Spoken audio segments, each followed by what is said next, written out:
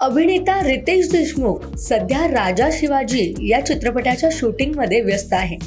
या चित्रपटातून छत्रपती शिवाजी महाराजांची शौर्यगाथा रुपेरी पडद्यावर दाखवली जाणार आहे। अत्यंत बहुचर्चित आणि बहुप्रतिष्ठित असा हा चित्रपट एक 2 नव्हे तर 6 भाषांमध्ये प्रदर्शित होणार आहे।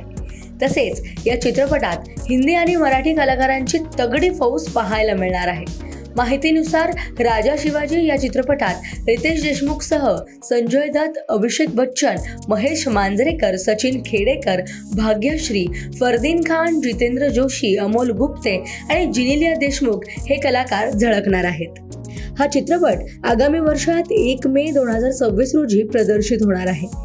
मराठी, हिंदी, तमिळ, तेलुगू, कन्नड, मल्याळम अशा या 6 भाषांमध्ये हा चित्रपट प्रदर्शित केला जाईल। चित्रपटाचे दिग्दर्शन स्वतः रितेश देशमुख करत असून निर्मिती ज्योती देशपांडे आणि जिनेलिया देशमुख यांची आहे।